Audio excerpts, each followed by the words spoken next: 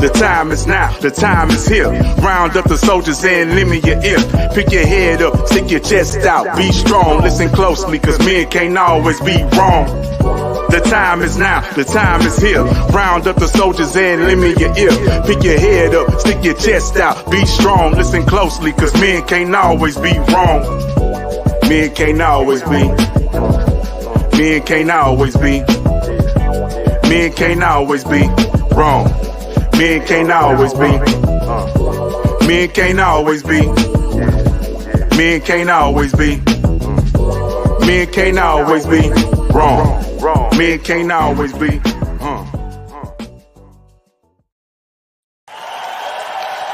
What's up, everybody?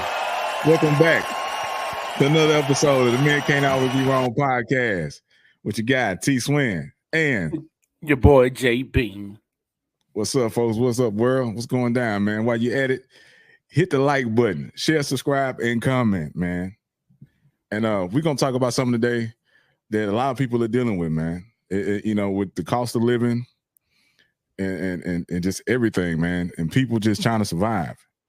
It's like, are you fulfilling your purpose? Are you doing what you want to do? You know what I'm saying?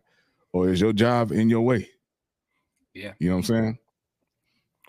JB, what you got, man? How you feel about this topic?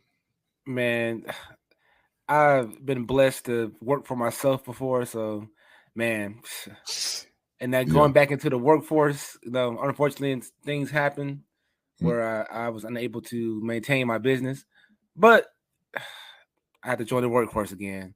And as I call a job just over broke, but it keep you just a little bit over broke, keep you addicted to that, to that security.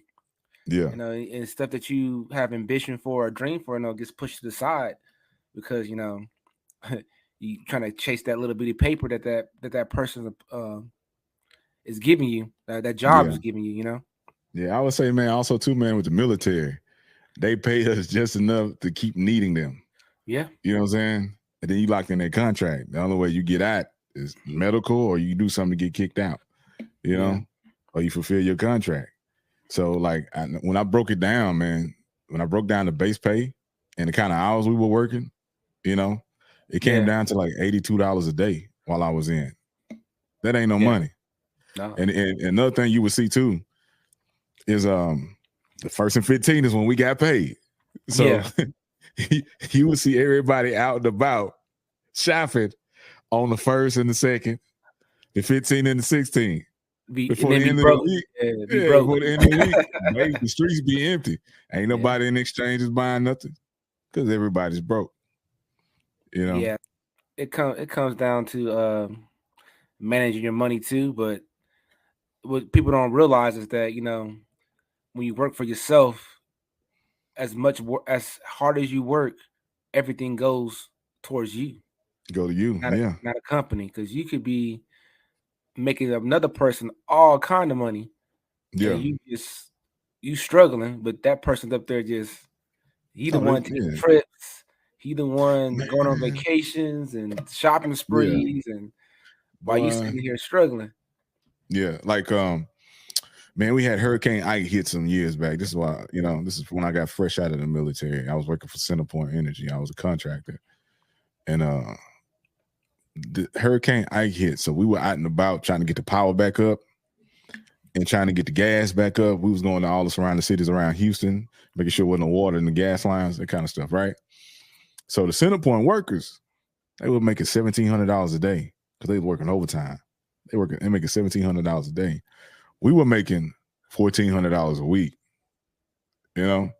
but our supervisors, the guys that ran this contracting company, if Centerpoint is paying their workers $1,700 a day, you can only imagine what the bosses at the contracting company is making, because they were just talking about how they was gonna buy new boats, new jet skis, 4-wheelers, side-by-sides, new pickup trucks, new dualies, new Harleys. How they're gonna, add additions to their housing and all that kind of stuff. But they kept trying to figure out ways to cut us out of the money they was getting. And so, another thing, like, a lot of time, man, no boss is going to pay you what you would pay yourself. Yeah. That's true. So, yeah, the financial, working for yourself, man, it's one of the best things in the world. Yeah, as an entrepreneur, you're gonna work around the clock, but your time, you on your time. Yeah. You know what I'm saying? You ain't gonna fire yourself. But not only that is that, when you work for yourself, once you build yourself a team, you can remove yourself from that business. Yeah. You don't have to be there once you build yourself a team. But this the thing though, to get a good team, you're gonna have to put the right people in place, but you're gonna have to pay the right person. You just can't put anybody in there and then not expect for them to compensate them for what they're doing for you, because they're doing something that they're helping you regain one of your most valuable assets, and your most valuable asset is not money, it's time. Yeah. Like Damon Lillard. Yeah. Time. You hit the game with a shot, get your time back. Yeah. And with me being older now, being a middle age, well, I guess, are we considered middle age? 40s? Are we considered middle age? Yeah. Yeah, I would say so. For being a man, like, time is more important than anything now, man. Mm-hmm. Time and freedom, Exactly. That's one thing I love so much about that, just being my own time schedule, my freedom, moving how I wanted to move, not requesting permission from somebody else that can I go this? Can I have the day off so I can go to my daughter's recital? Yeah. Stuff like that. Look, shit, just do it. Let's do it. But sometimes there's one saying that your job is your first investor. Yeah. There's that saying, which can be true. Sometimes your credit might not be the best, and you can't get that loan right now. You don't have nobody to help you. You don't know nobody. So your job would be your first investor into your goal or your dream.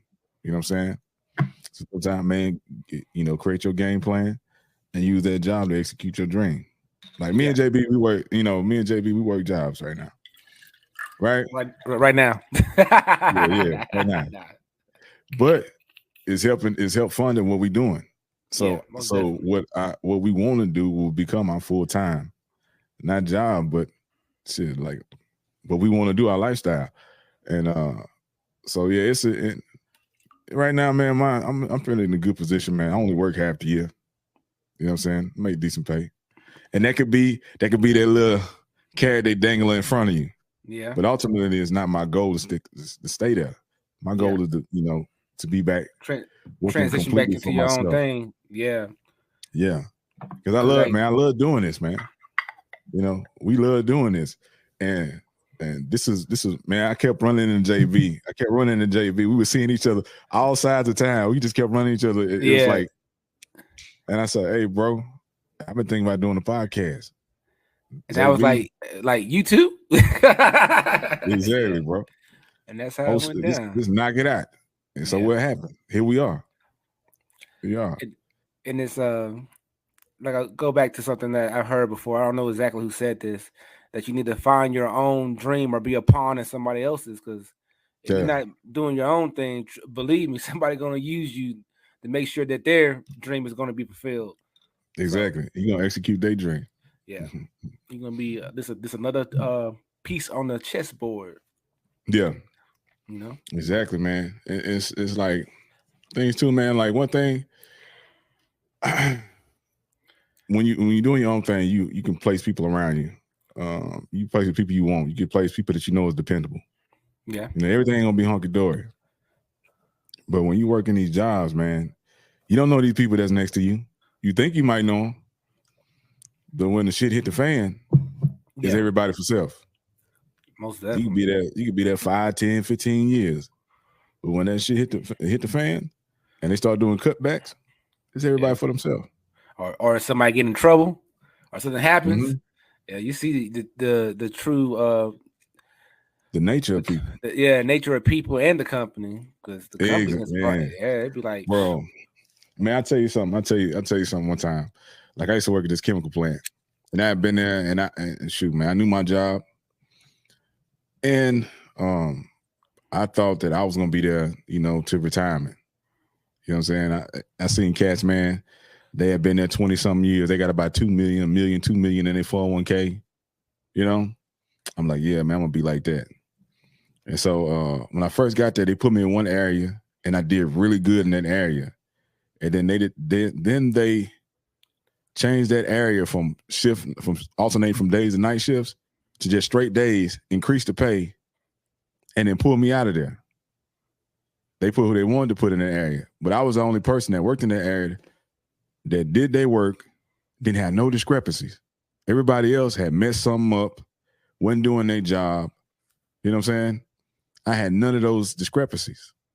So when they put me out, like, why y'all pulling me out? I noticed, and every time a position came open, you know, in that area, everybody would say, hey, put Swinton back over there. He already know the job. Man, put him over there. But for some reason, they would not put me back over there. I don't know if they didn't want me to have that position, that title, or make that money. Because everybody, the foremen be like, hey, man, Swinton know that. Man, put him over there. And then they would tell me something like, I'll be talking to the guy that's in charge. He was like, well, send me an email. I'm like, well, I got to send you an email. We talking face to face. Yeah. So before that, I had another buddy. He left because there was no growth for him. Every time he tried to better himself within the company and move to another area, they stopped it. So he left. He went to Shell. He started off as an operator, became a pipeline controller. Now my boy is a supervisor. You know what I'm saying? He doing good.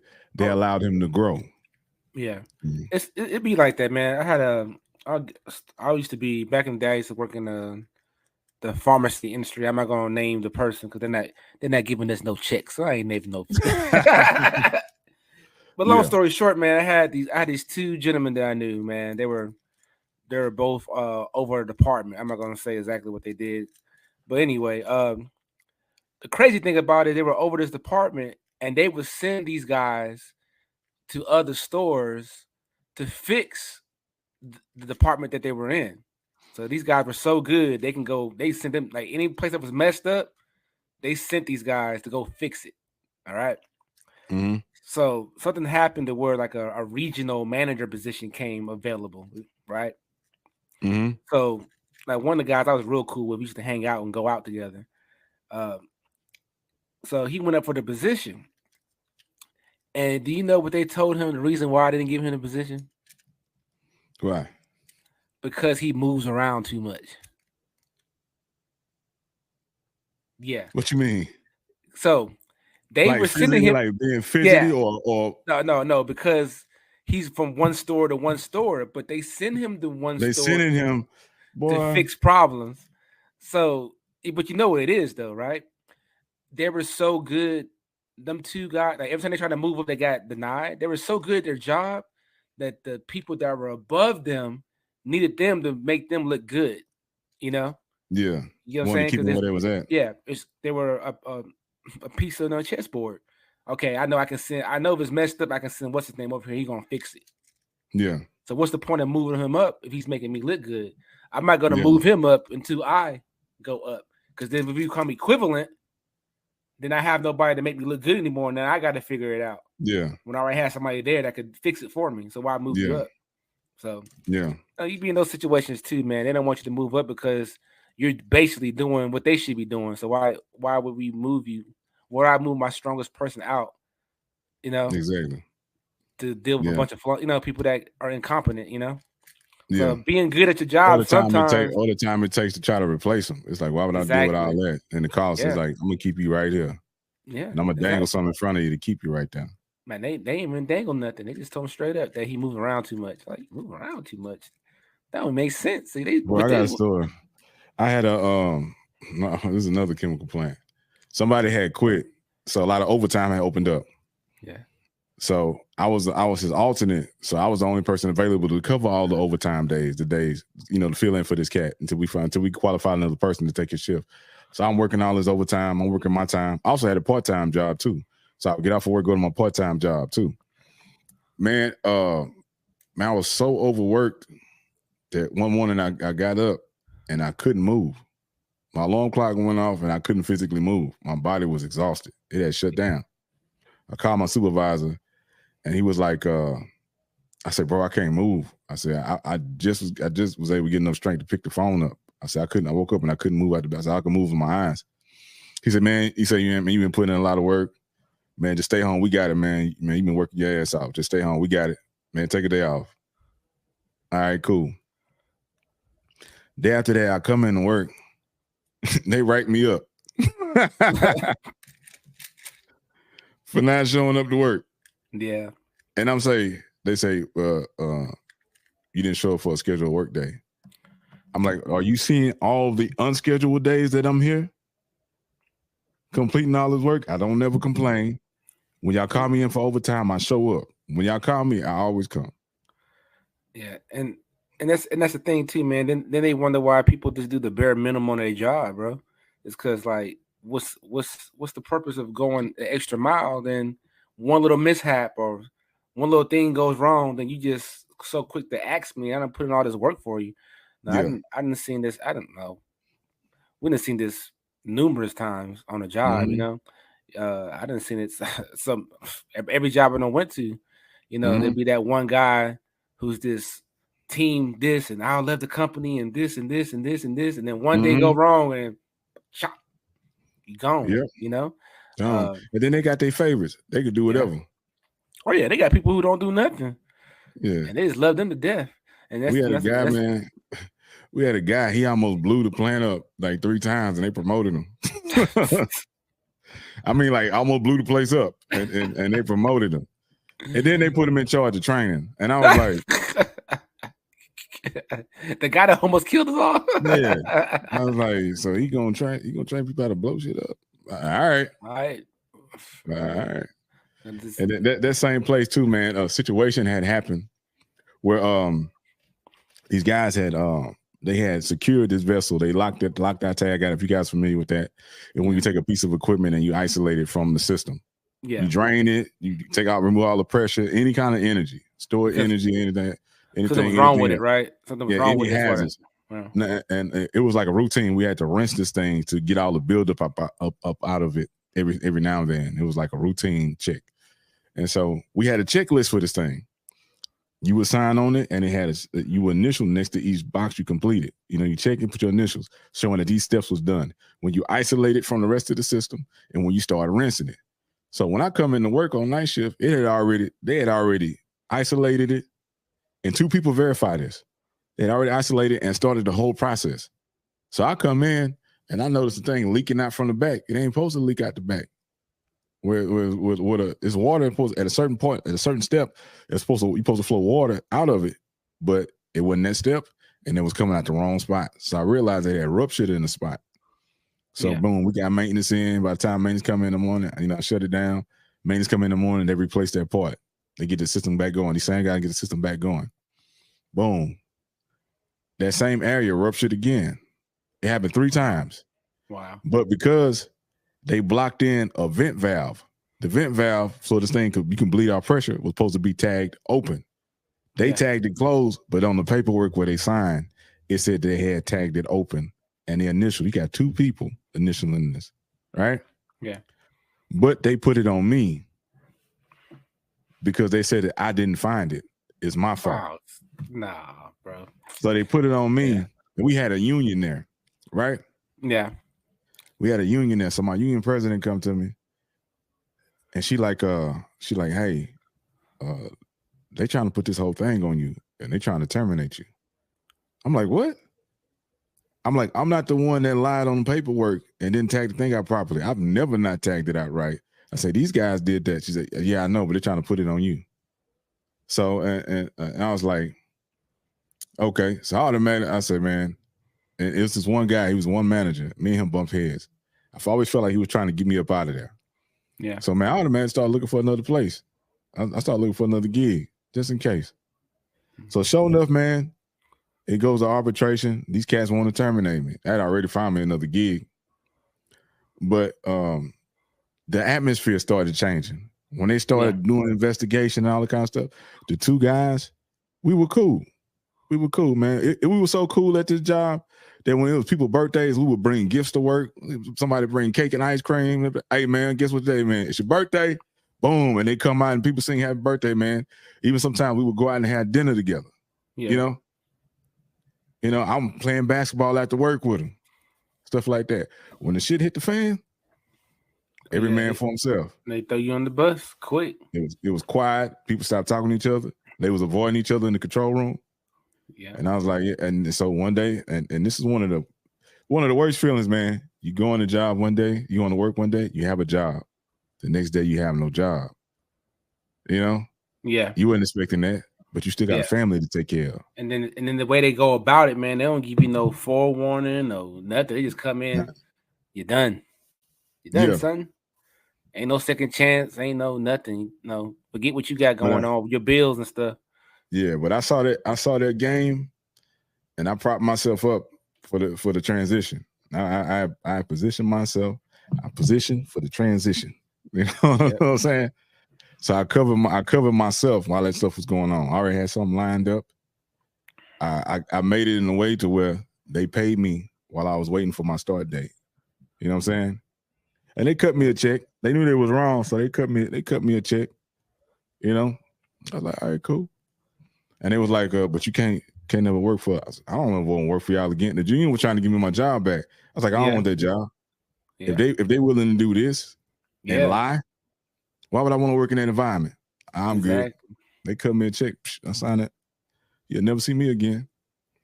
Yeah. But they let me know that one day you can have a job with a company and the next day you have no job. So you need to have something for yourself. You need to have yourself a side hustle, a trade, or a skill. So when stuff hit the fan, you can rely on yourself. Exactly. Yeah.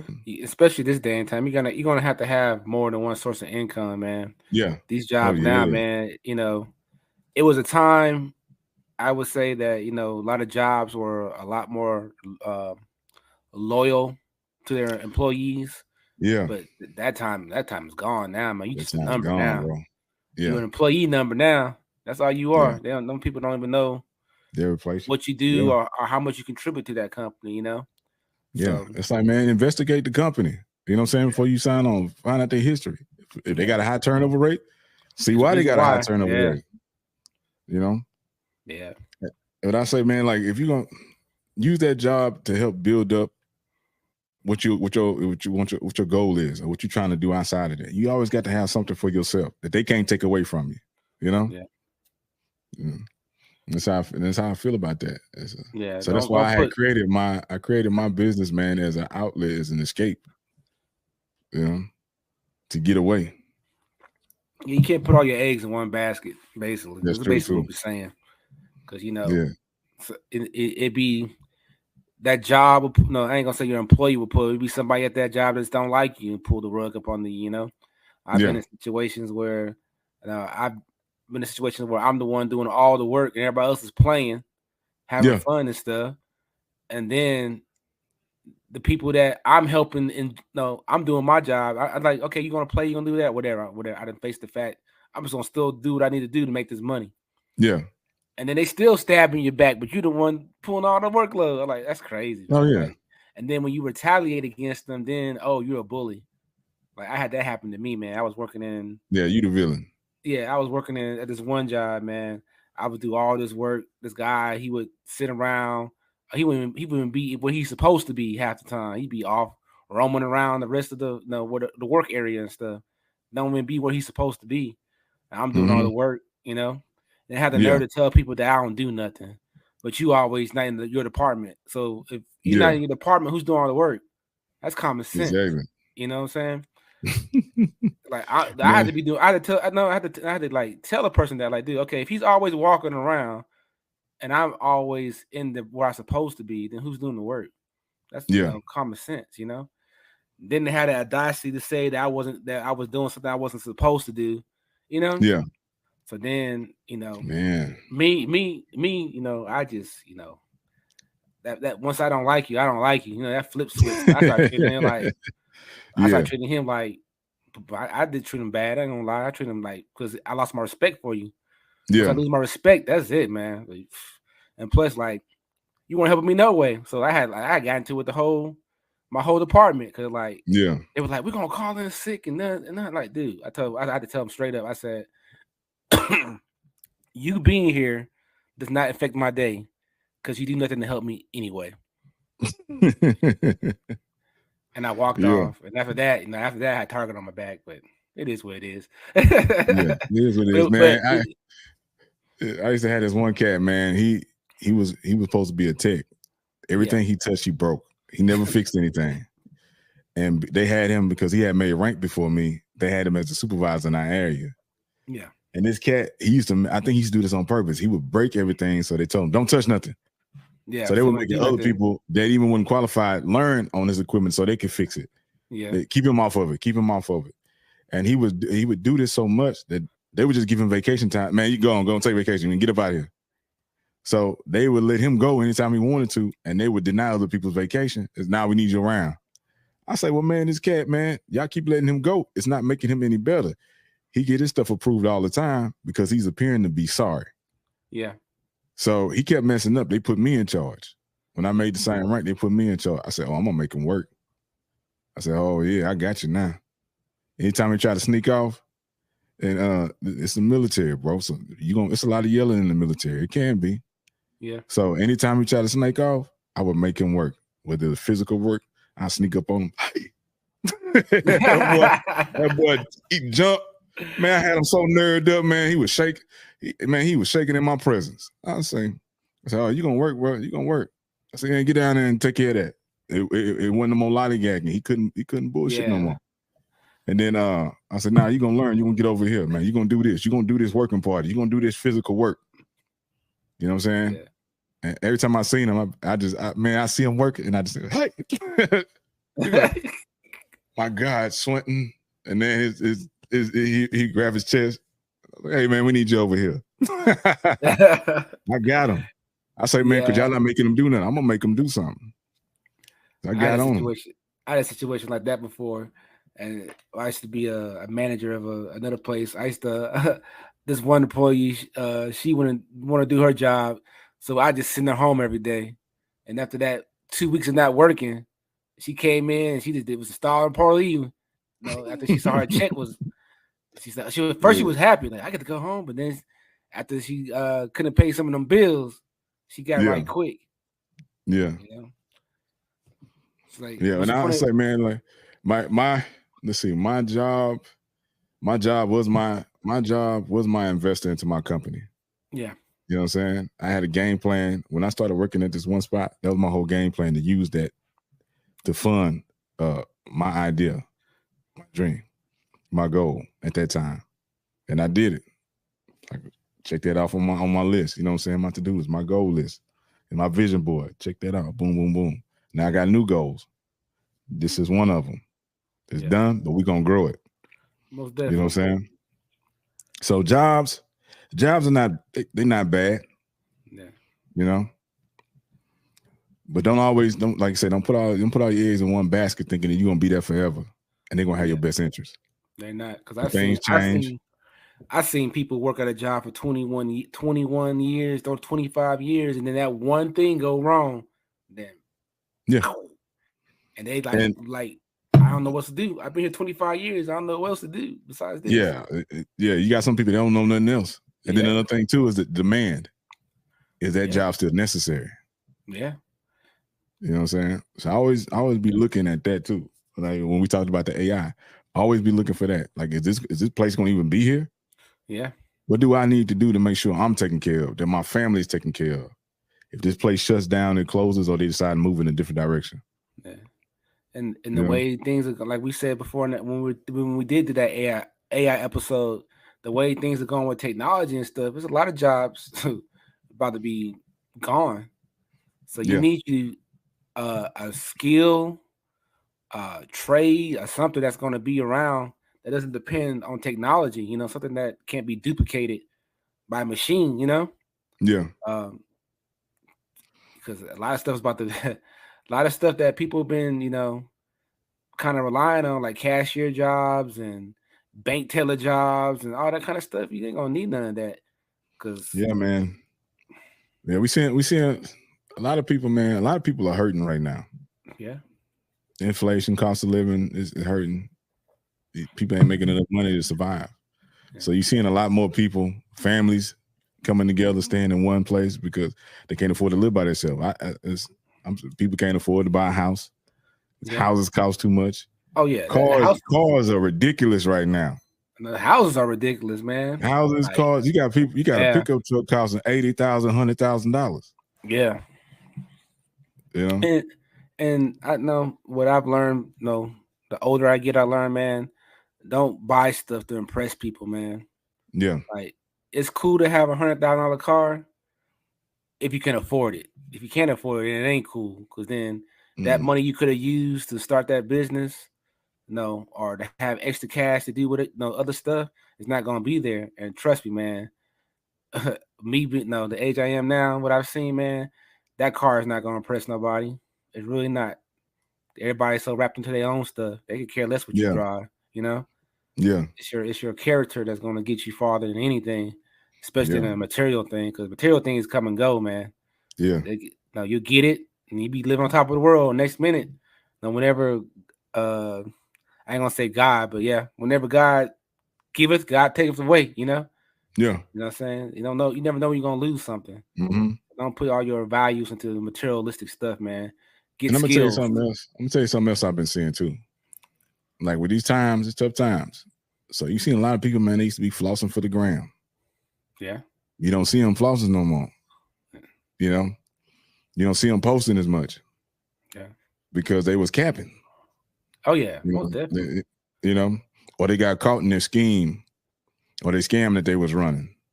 Yeah. Now you're seeing people, they had to pivot. You're like, hey man, where's all the jewelry in the cars at? They never really had this stuff. They were flossing, or they was living beyond their means. Yeah. And now they having to pivot. There's it's one word that this person I know, they use that word a lot. Pivot. So sometimes life will make you're gonna have to pivot. Yeah. You know what I'm saying? Whether you like it or not sometimes. Yeah. And sometimes it's for the better. It might not feel good at that moment, but everything happened for a reason. Yeah. And sometimes that transition, that pivot is the best thing for you. It's gonna force you to grow. It's gonna force you to get out of your comfort zone too. Yeah. So a lot of people are pivoting right now. And it's not always bad. Most times pressure, what they say, pressure build diamonds. So yeah, pressure make diamonds. You're gonna have to go through some stuff. And that's life, man. You're gonna that's have life, yeah. Ups and downs. We done said this before, some days, one year you could be killing it, and the next year you'd be like, what the Man, where did it all go? Right. According to this paper, man, I'd have made $2 million. Where's that? Right. Yeah. And you got the power of saying no. Oh yeah. Bro, I go back and I look at how much money I done lent people, and they ain't never had nothing for me. Yeah. You know what I'm saying? Whether it be family members, friends, the power of saying no. If I can figure it out, you can figure it out too. Yeah. I'm not an ATM. Like me personally, man, I really just I don't like borrowing money from people. Me personally, I like that. I personally don't like doing it. Yeah, I could be in need. I figure out another way than to borrow from somebody. Yeah, because I don't want nobody holding nothing over my head. Yeah, especially somebody like, Guess I remember one time, bro. I seen that. Oh, go ahead. I remember one time, man. I was going through my first divorce, and this female I used to hang with. So, man, I was budgeting tight. I made sure that my bills were taken care of, and then my daughter had what she needed, and then I put myself on the back burner. I gave myself ramen noodles. I ate ramen noodles for a year. I would fill my truck up, and since I lived on the base, I would just walk everywhere. I wouldn't even move my truck because I didn't want to burn up gas. I didn't go out and eat. I kept a jug of water with me, so I drank water all the time. I would fill my water jug up at the water fountain. I'm a man. We tough it out. So I was out one time, and this female friend, and she was like, "You need some change?" I was like, "Nah, I'm good." She's like, "Here, take some." I said, "Nah, I don't need nothing," because I already know how people act. Yeah. As soon as something go wrong, they bring that up and they try to hold it over your head. So she was like, here. She had gave me $200. I said, "I don't need your money. I don't need it," because I already knew something was going to happen later on. She's like, "Here." She kept pushing them on. So I took the money, I put it in the glove compartment of my truck. All right. Some time go by. All right, we out and about. All right. She gets upset and starts talking trash. And then she go, "Yeah, with your broke ass." Man, I reached over, opened the glove compartment. Months had gone by. I pulled that money out and I threw it. Boom, threw it. She thought I don't hit women, but for some reason she went like that. And I reached over and grabbed the glove compartment, I opened it up, I took the money and I threw it. And the money hit, and she opened her eyes and she looked at it, this money fall. Well, what's this? I say, this that money that I told you I ain't need. I say, take your money and get the hell up on my truck. Yeah. She's like, this all of it? I say, man, get your ass out my truck. And then she's like, she kind of, I'm sorry. I said, nah, man, get your ass about it. I told you I don't need nothing from you because I knew that this day was going to come. Yeah. I told you I don't need nothing from you, and I don't. Peace.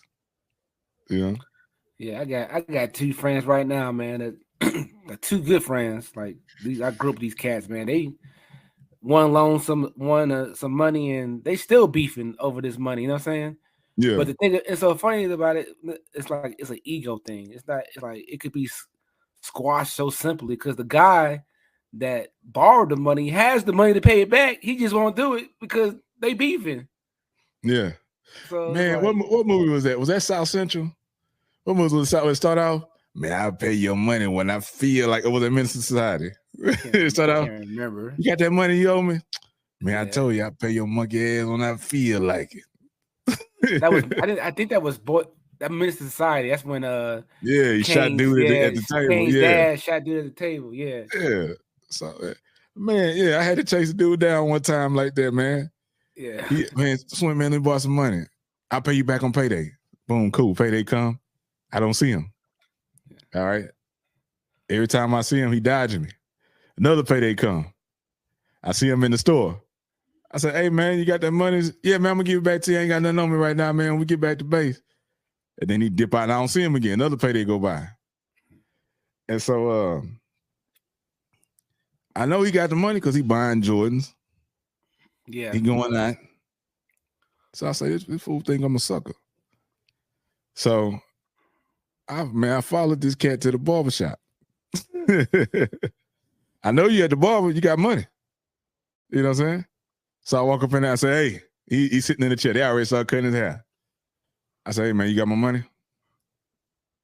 Then I embarrassed him in front of everybody. I said, you gonna give my money or you ain't gonna leave this goddamn barbershop. He reached in the pocket. And the barber, I used to go there and get my hair cut. So they were cool with me. Yeah. You know? Man, here go your money. Man, you ain't gotta be out like that. I said, yeah, dude, you made it like that. Yeah. Yeah. He thought he could pull a fast one. Yeah, I had the Debo. he put a Stewie on him, huh? Where's my money at, man? Where's my money? Yeah, man. Yeah, you gotta watch yourself, man. You got money. You got money for Jordans, but you ain't get my money. Where money at, man? Yeah, you gotta watch yourself, man. Yeah. People will try to play you. People, businesses. Yeah. Everything. Watch yourself. Man. Keep yourself a backup plan. Educate yourself on whatever you get into. Educate yourself about it. Like if you got to get something fixed around your house, have some kind of knowledge about it, what's going on. Because if you can spit out some stuff, they're gonna think you know what you're talking about. Like, oh, I can't pull this on this one. They can't run game on. Can't run game on you. Yeah. So, man, pretty much what we're saying is, watch yourself, and you don't own that company.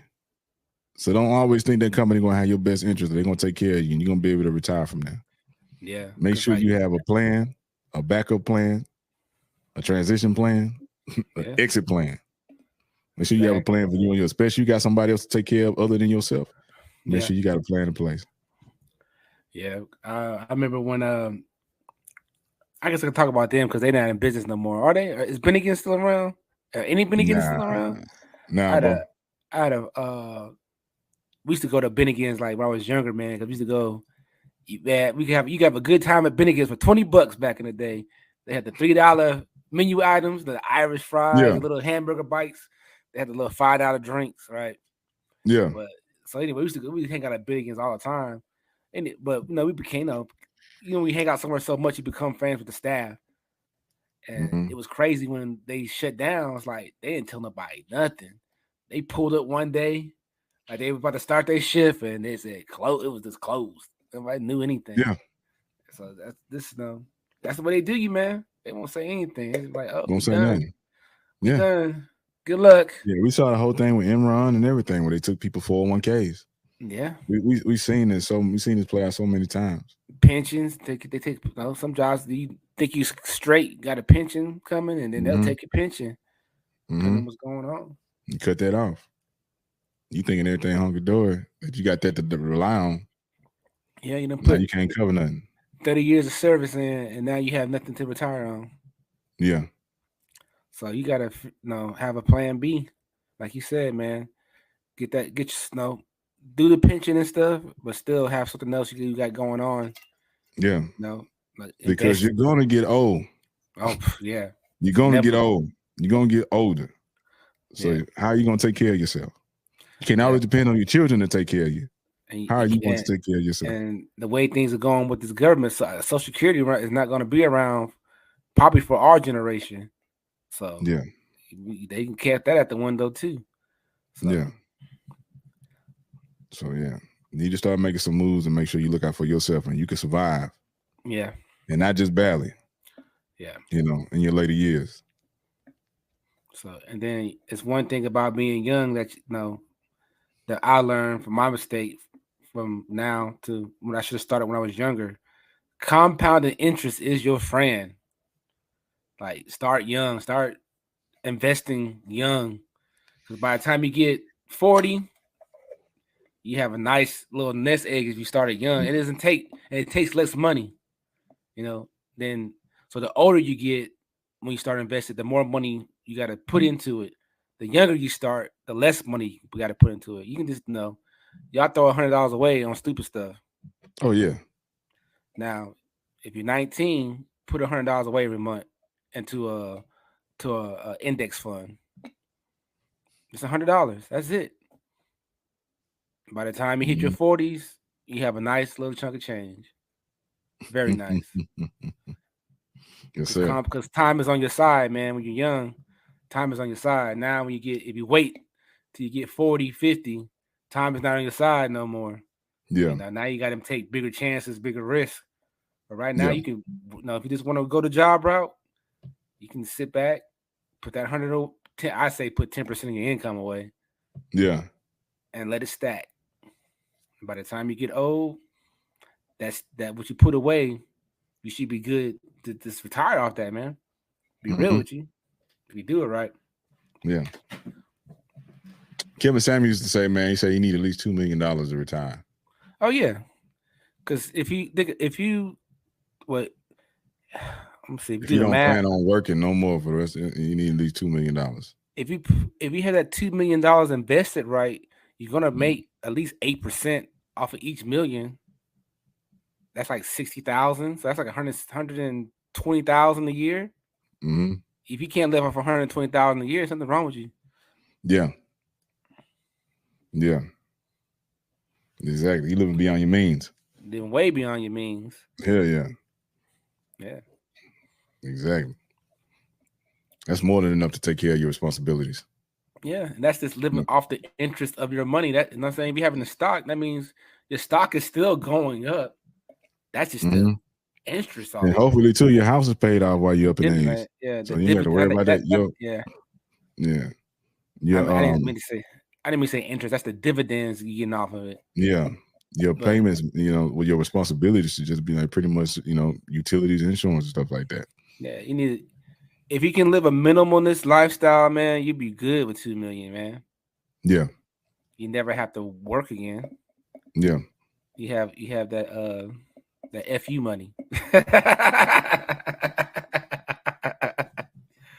don't know. I take this. Got $2 million. I'm out. Yeah. Exactly. Mm-hmm. Yeah. Well, man, this has been the Men Can't Always Be Wrong podcast, man, brought to you by CTR Media Network. Shout out to everybody. Go get the Power Podcasting book. It is available right now by Dr. Tina Ramsey. Learn how to be a podcaster. Also, too, if you want to get training, check out ctrmedianetwork.com.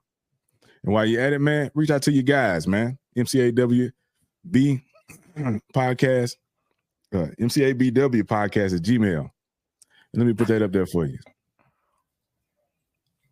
If you want to work with us, you want to advertise, holler at you guys, man. We here. Yeah. You got a product you want to display? Holler at you guys. Most definitely. And as usual, like and subscribe. Yes, sir. Like and subscribe. And make sure you comment, man. Shout out to the King Starter of the Day podcast, the boy Real King David. And thank y'all, man, for watching and rocking with us, man. And sticking around and watching us grow, man, and watching us evolve. You know what I'm saying? If you like to donate, man, make sure you hit us up, reach out to us. If you'd like to be a guest on the show, make sure you reach out to the email address. Holler at you guys, man. It's T Swin. And your boy J.B. Hey, we about to get monetized, man. We almost there. Yeah. We're at what, 970? So yeah. help push us over the edge. Help push us over the edge. Yes, sir. But as always, man, we're just gonna leave you a little final thought. Let's get it. I'm saying this is what I say, man. Now, use your job as a stepping stone, man. You know, because I'm gonna put it like this: if you say you want to be a professional fighter, right? Yeah. You can't train 1, 2, 3 times a week. That's gonna have to be your full-time job because you're gonna run to that one cat who trains all the time, and what's gonna happen? He gonna whoop that ass. Yeah, exactly. Yeah. And you got to go in, man. Yeah. You got to go in. All in, all or nothing. Yes, sir. We appreciate y'all rocking with us. This has been the Men Can't Always Be Wrong podcast. And we are out. Thank you. Peace. CTR Media Network is now accepting new podcasters to join our growing network that's reaching 350 million global listeners. Have you heard? CTR Media Network offers podcast production, podcast training, distribution, and product placement.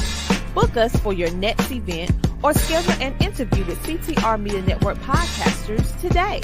To learn more, go to ctrmedianetwork.com.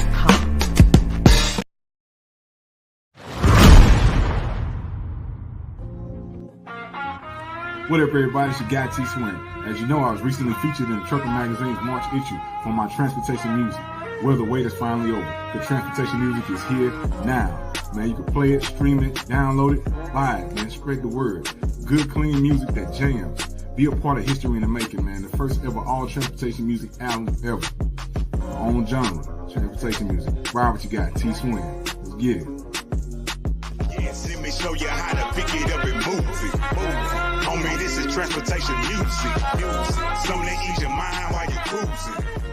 Homie, this is transportation music.